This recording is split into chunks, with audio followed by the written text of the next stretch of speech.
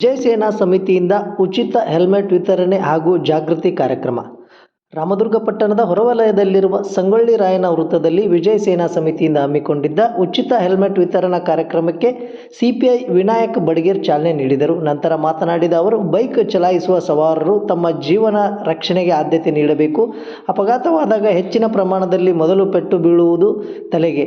ಇದರಿಂದ ಜೀವ ಕಳೆದುಕೊಂಡ ಘಟನೆಗಳು ಸಾಕಷ್ಟಿವೆ. ಇಂತಹ ಸನ್ನಿವೇಶಗಳನ್ನು ಕಂಡಿರುವ ವಿಜಯ ಸೇನಾ ಸಮಿತಿಯವರು ಜನರಲ್ಲಿ ಜಾಗೃತಿ ಮೂಡಿಸುವ ಉದ್ದೇಶದಿಂದ ಉಚಿತವಾಗಿ ಹೆಲ್ಮೆಟ್ ವಿತರಿಸಿ ಮಹತ್ವದ ಕಾರ್ಯಕ್ರಮವನ್ನು ಮಾಡಿದ್ದಾರೆ. ಈಗ ನೀಡಿರುವ ಹೆಲ್ಮೆಟ್ ಅನ್ನು ಬೈಕ್ ಸವಾರರು ಕಡ್ಡಾಯವಾಗಿ ಹಾಕಿಕೊಂಡು ಸಂಚರಿಸಬೇಕು ಎಂದು ಮನವಿ ಮಾಡಿಕೊಂಡರು. ವಿಜಯ ಸೇನಾ ಸಮಿತಿಯ ಮುಖ್ಯಸ್ಥ ವಿಜಯ್ ನಾಯಕ್ ಮಾತನಾಡಿ, ಎಷ್ಟೋ ಜನರು ಅಪಘಾತದಲ್ಲಿ ಮೃತಪಟ್ಟ ಘಟನೆಗಳನ್ನು ನೋಡಿದ್ದೇನೆ. ಆದ್ದರಿಂದ ಜನರಲ್ಲಿ ಜಾಗೃತಿ ಮೂಡಿಸುವ ಸದುದ್ದೇಶದಿಂದ ಉಚಿತ ಹೆಲ್ಮೆಟ್ ವಿತರಿಸಿ ಜಾಗೃತಿ ಮೂಡಿಸಲಾಗುತ್ತದೆ ಎಂದು ಹೇಳಿದರು. ಈ ಸಂದರ್ಭದಲ್ಲಿ ರಾಮದುರ್ಗ ಠಾಣಾ PSI ಸವಿತಾ ಮುನ್ಯಾಳ್ ಹಾಗೂ ಪೊಲೀಸ್ ಇಲಾಖೆಯ ಎಲ್ಲ ಸಿಬ್ಬಂದಿಗಳು ಮತ್ತು ವಿಜಯ ಸೇನಾ ಸಮಿತಿಯ ಎಲ್ಲ ಸದಸ್ಯರು ಉಪಸ್ಥಿತರಿದ್ದರು.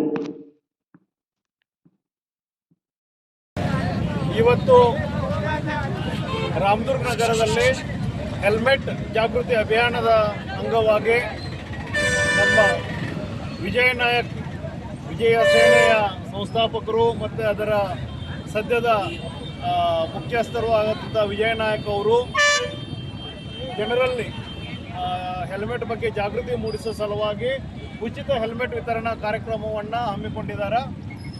ಎಲ್ಲ ಜನರಲ್ಲಿ ಒಂದೇ ನಮ್ಮ ಅಭಿಲಾಷೆ ಅಥವಾ ಅಪೇಕ್ಷೆ ಅಂದರೆ ಪ್ರತಿಯೊಬ್ಬರು ದಯವಿಟ್ಟು ಹೆಲ್ಮೆಟನ್ನು ಧರಿಸ್ರಿ.